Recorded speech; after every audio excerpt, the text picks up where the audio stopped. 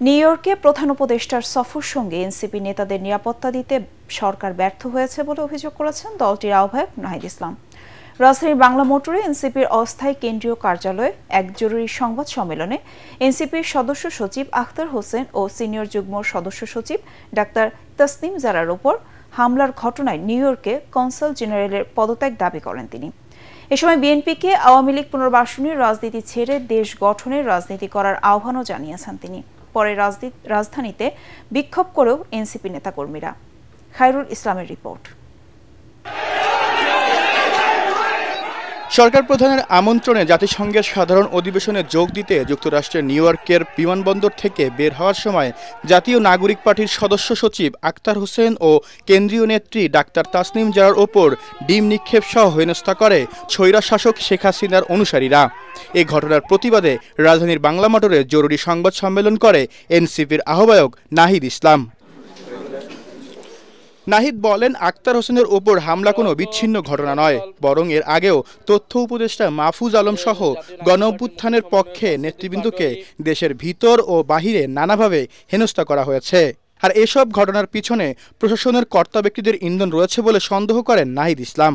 এই ঘটনার পুনরাবৃত্তি ঠেকাতে নিউ ইয়র্ক কনসুলেট জেনারেলের পদত্যাগ সহ পররাষ্ট্র মন্ত্রণালয়ের ফ্যাসিবাদদের দোসরদের খুঁজে বের করার দাবি জানান তিনি। দেশকে অস্থিতিশীল করা, গণ অভ্যুত্থানের নেতৃবৃন্দ, শহীদ পরিবার এবং আহতদের লক্ষ্য করে তাদের আক্রমণ করা, সাইবার জগতে তাদের নিয়ে নানাভাবে নেতিবাচক এবং প্রোপাগান্ডা ছড়ানো, এই সকল কিছু যে চলমান রয়েছে তারই ধারাবাহিকতা হিসেবে গতকালকের ঘটনাকে দেখতে হবে। ফলে সরকারের পক্ষ থেকেও যে বিচার নিশ্চিত করার বিষয়টা আমরা বারবার বলে আসছি, সেই জায়গায় দুর্বলতা আছে দেখেই আওয়ামী লীগ এত তৎপরতা করার সুযোগ পাচ্ছে। ভারতীয় একটি গণমাধ্যমকে দেওয়া মির্জা ফখরুল ইসলাম আলমগীরের সাক্ষাৎকারের প্রসঙ্গে টেনে নাহিদ ইসলাম বলেন, আওয়ামী লীগ পুনর্বাসনের রাজনীতি করলে বিএনপির জন্য তা শুভ হবে না। নিউ ইয়র্কের কনসুলেট জেনারেলকে অবিলম্বে পদত্যাগ করতে হবে এবং ঘটনা সম্পূর্ণ তদন্ত করে নিরাপত্তা প্রদানে ব্যর্থ কর্মকর্তাদের শাস্তিমূলক ব্যবস্থা নিতে হবে। দ্বিতীয়ত, ফ্যাসিবাদের জমানায় নিয়োগকৃত আওয়ামী দোসরদের ফরেন মিনিস্ট্রি থেকে অপসারণ করতে হবে। ফলে পররাষ্ট্র উপদেষ্টার কাছে আমরা এই দাবিগুলো পেশ করব এবং তার থেকে আমরা জবাব দিতে চাবো যে আমাদের যে বিদেশে যে এম্বাসিগুলো রয়েছে তারা কেন আমাদের রাজনৈতিক নেতৃবৃন্দদের নিরাপত্তা প্রদানে ব্যর্থ হচ্ছে এবং কেন ফ্যাসিস্ট আওয়ামী তৎপরতা তারা বন্ধ করতে পারছে না। দেশের কোনো রাজনীতিবিদ আওয়ামী লীগকে নির্বাচনে আনার অথবা আওয়ামী লীগকে রাজনীতিতে পুনর্বাসন করার কোনো সুযোগ নাই। যারা এটা করার চেষ্টা করবে জনগণ তাদের বিরুদ্ধেই দাঁড়াবে, তাদের রাজনীতি বাংলাদেশ থেকে নাই হয়ে যাবে। নির্বাচন কমিশন নাকচ করলেও নাহিদ ইসলাম বলেন, এখনও দলীয় প্রতীক হিসেবে শাপলা পাওয়ার প্রত্যাশা করে তার দল। সংবাদ সম্মেলন শেষে নিউ ইয়র্কে এনসিপির শীর্ষ নেতাদের ওপর হামলার প্রতিবাদে রাজধানীর শাহবাগে বিক্ষোভ মিছিল করে দলটির নেতাকর্মীরা। মিছিল শেষে টিএসসিতে শেখ হাসিনার পোস্টারে ডিম নিক্ষেপ করে প্রতিবাদ জানায় রেড জুলাই ব্যানারের সংগঠনের নেতাকর্মীরা। Khairul Islam, ATN Bangla, Dhaka. Monalisa heavy flow 15 piece প্যাকেটের সাথে 8 পিসের একটি প্যাকেট একদম ফ্রি। এর আগে এনসিপি নেতা আখতার হোসেন ও তাসনিম জারাকে নিউ ইয়র্ক বিমানবন্দরে হেনস্থা করে আওয়ামী লীগ নেতাকর্মীরা। এ ঘটনায় ক্ষোভ ও নিন্দা জানান এনসিপি ও জামায়াত নেতারা। তাদের দাবি, টার্গেট করে এই হামলা চালিয়েছে আওয়ামী লীগ। ঘটনার সংশ্লিষ্টতায় মিজান চৌধুরী নামে একজনকে আটক করে নিউ ইয়র্ক পুলিশ। এদিকে ঘটনাটি তদন্ত করে ব্যবস্থা নেওয়ার আশ্বাস দিয়েছে অন্তর্বর্তী সরকার। বিস্তারিত জানাচ্ছেন ফারহিন ইসলাম টুম্পা। প্রধান উপদেষ্টা ডক্টর ইউনূসের সফর সঙ্গী হিসেবে জাতিসংঘের ৮০তম সাধারণ পরিষদের অধিবেশনে যোগ দিতে স্থানীয় সময় সোমবার সকালে নিউ ইয়র্কে পৌঁছান তার সফর সঙ্গীরা। এ সময় বিমানবন্দরে বিএনপি মহাসচিব মির্জা ফখরুল ইসলাম আলমগীর, এনসিপি নেতা আখতার হোসেন ও তাসনিম জারাকে ঘিরে স্লোগান ও কটূক্তি করে স্থানীয় আওয়ামী লীগ ও যুবলীগ নেতা। টার্মিনালের বাইরে এনসিপির সদস্য সচিব আখতার হোসেনকে লক্ষ্য করে ডিম ছুড়ে আওয়ামী লীগের নেতাকর্মীরা। অশালীন ভাষায় গালিগালাজ করা হয় এনসিপির যুগ্ম সদস্য সচিব তাসনিম জারাকেও।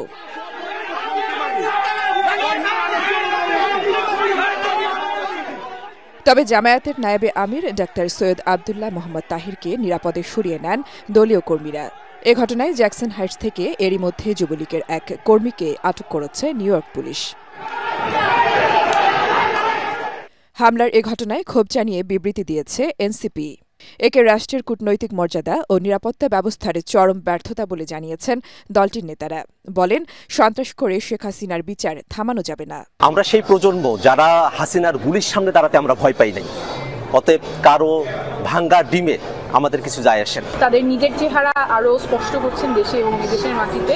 এটা থেকে কোনো সাপোর্টের চেয়ে বরঞ্চ তাদের নিজেদের প্রতি ক্রিটিসিজমটাই বেশি। অন্যদিকে হামলার এ ঘটনা দেশকে অসম্মানিত করেছে জানিয়ে এ ধরনের অসভ্য সংস্কৃতি বন্ধ হওয়া উচিত বলে মনে করেন জামায়াতের নায়েবে আমির। ওভারঅল পুরো ম্যানেজমেন্ট যেটা আমি দেখলাম যে আজকে আমাদেরকে এক জায়গায় দিয়ে গাড়িতে উঠেছে আনার জন্য, আবার গাড়ি থেকে নামে নর্মাল প্রসেসে আসছে, এগুলো খুব বেশি কমিউনিকেশন গ্যাপ আছে বলে এটা আমার কাছে মনে হয়েছে। হাইকমিশনের ম্যানেজমেন্ট ব্যর্থতা, এটা তো কোনো সন্দেহ। হেনস্থার এ ঘটনাকে অনাকাঙ্ক্ষিত উল্লেখ করে তদন্তের মাধ্যমে ব্যবস্থা নেওয়ার কথা জানিয়েছেন প্রধান উপদেষ্টা প্রেস সচিব শফিকুল আলম।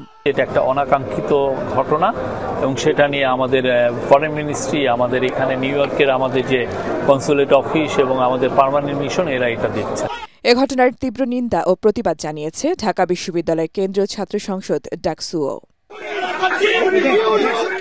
ফরহিন ইসলাম টুম্পা, এটিএন বাংলা।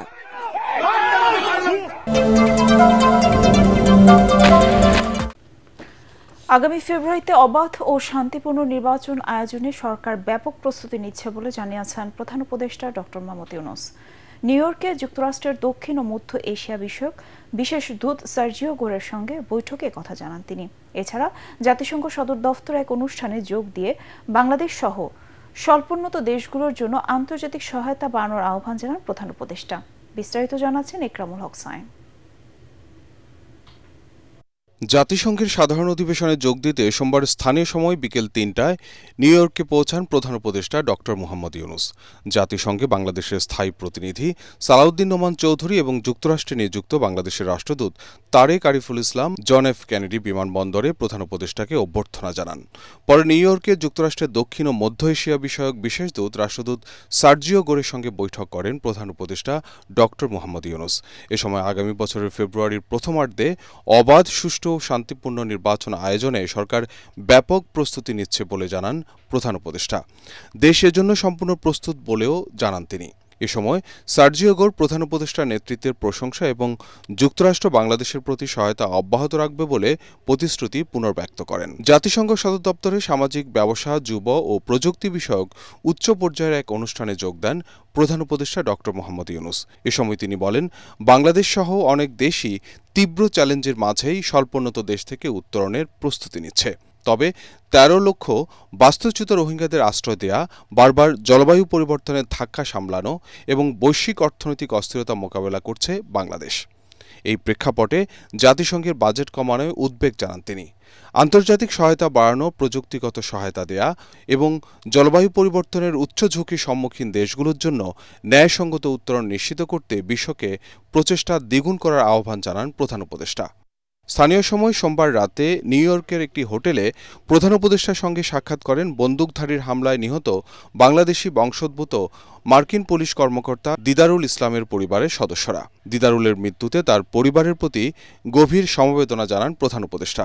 এ সময় তার পরিবারের সদস্যদের হাতে একটি ক্রেস্ট তুলে দেন তিনি। এ সময় উপস্থিত ছিলেন দিদারুল ইসলামের বাবা, মা ও তার ২ ছেলে। গত ২৮ জুলাই নিউ ইয়র্কের ম্যানহাটানের পার্ক অ্যাভিনিউতে বন্দুকধারীর গুলিতে নিহত হন দিদারুল ইসলাম। এছাড়াও প্রধান উপদেষ্টার সঙ্গে সাক্ষাৎ করেন আইএমএফের ব্যবস্থাপনা পরিচালক ক্রিস্টেলিনা জর্জিয়েভা সহ বিভিন্ন দেশ ও সংস্থার নেতারা।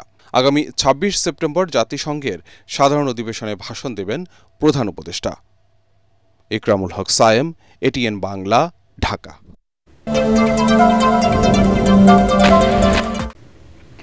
জাতীয় নির্বাচনে শাপলা প্রতীক পাচ্ছে না এনসিপি। নির্বাচন কমিশনের সচিব আখতার আহমেদ জানিয়েছেন, তাদের ১১৫টি সংরক্ষিত প্রতীকের তালিকায় শাপলা নেই। ত্রয়োদশ জাতীয় সংসদ নির্বাচনকে সফল করতে ২৮ সেপ্টেম্বর থেকে রাজনৈতিক দল এবং অংশীজনদের সাথে নির্বাচন কমিশন ধারাবাহিকভাবে মতবিনিময় করবে বলেও জানান তিনি। বিস্তারিত জানাচ্ছেন সৈয়দ রিয়াজ। সুষ্ঠু ও নিরপেক্ষ ত্রয়োদশ জাতীয় সংসদ নির্বাচন অনুষ্ঠানের লক্ষ্যে নির্বাচন কমিশন বিভিন্ন কর্মপরিকল্পনা বাস্তবায়ন করে চলেছে। প্রতিষ্ঠানের দৈনন্দিন কাজের অগ্রগতি জানাতে আগারগাঁওয়ে কমিশন সচিবালয়ে আয়োজিত ব্রিফিংয়ে ইসি সচিব বলেন, চলতি মাসের 28 তারিখ থেকে বিভিন্ন অংশীজনের সাথে ধারাবাহিক বৈঠক করবে কমিশন। যেমন সিভিল সোসাইটি, শিক্ষাবিদ, নারী নেতৃবৃন্দ, প্রিন্ট অ্যান্ড ইলেকট্রনিক মিডিয়ার সাংবাদিক বৃন্দ, রাজনৈতিক দল, নির্বাচন বিশেষজ্ঞ, জুলাই যোদ্ধা, এনাদের সাথে আমরা পর্যায়ক্রমিকভাবে আমাদের আলোচনাগুলো শুরু করব। রাজনৈতিক দল ও প্রার্থীদের আচরণবিধি এবং নির্বাচন কমিশনের কাছে থাকা প্রতীকের সংরক্ষিত তালিকাটি আইন মন্ত্রণালয়ের ভেটিং শেষে আবার ইসিতে ফেরত এসেছে বলে জানান তিনি। আরপিও সংশোধনের প্রস্তাবটা এখন আইন লেজিসলেটিভ বিভাগে অপেক্ষমান আছে, সেটাও আমরা এখনো পর্যন্ত আশা করি আমরা খুব অচিরেই এটা পেয়ে যাব। নির্বাচন কমিশনের তালিকায় সংরক্ষিত প্রতীকগুলোর ভেতর থেকে যে কোনো একটি দলের জন্য বাছাই করতে হয় জানিয়ে আক্তার আহমেদ বলেন, এতে শাপলা প্রতীক না থাকায় তা কোনো রাজনৈতিক দলকে দেয়া সম্ভব নয়। এনসিপি শাপলা প্রতীক পাচ্ছে না, কারণ হচ্ছে যে আমাদের 115টার যে শিডিউলটা করা হয়েছে সেখানে শাপলা প্রতীক নেই। নতুন রাজনৈতিক দলের বিষয়টি পর্যালোচনায় আছে জানিয়ে সচিব আরও বলেন, খুব শিগগিরই তাদের নিবন্ধনের বিষয়টি চূড়ান্ত হবে। সৈয়দ রিয়াজ, এটিএন বাংলা, ঢাকা।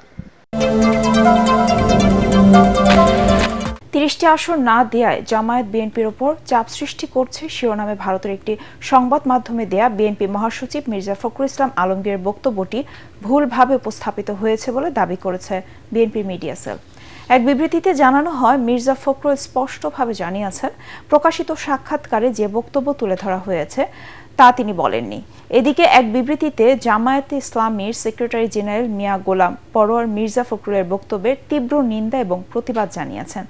জামায়াতে 30টি আসন চাওয়া নিয়ে যে তথ্য মির্জা ফখরুল পত্রিকাটিকে দিয়েছে তা অসত্য, অমর্যাদাকর ও প্রতিহিংসা পরায়ণ বলে মন্তব্য করেন গোলাম পরোয়ার। আমাদের জানা মতো এটা একটা অসত্য বক্তব্য। এই ধরনের কোনো আলোচনা বিএনপির কারোর সাথেই হয় নাই, ওনার সাথে তো না, কারোর সাথে আমাদের হয়নি। সরকারের কাছে তো দাবি দিতে হয়, অন্তর্বর্তীকালে সরকারের কাছে আমাদের এই দাবি যেন কাকে চাপে রাখা বা কাকে খুশি করার জন্য এটা আমরা করি নাই। এটা আমরা জনকল্যাণেই ভেবেচিন্তেই আমরা এটা দিয়েছি। এটা শুধুমাত্র তো আমাদের দাবি না, এখন এটা একটা অর্থে বলা যায় এটা একটা জাতীয় দাবিতে পরিণত হয়েছে। আর অনেকগুলো রাজনৈতিক দল পিআর চাচ্ছে, হয়তো ফুল পিআর সবাই চাচ্ছে না, কিন্তু কোনো না কোনো ফরম্যাটে তো পিআর চাচ্ছে।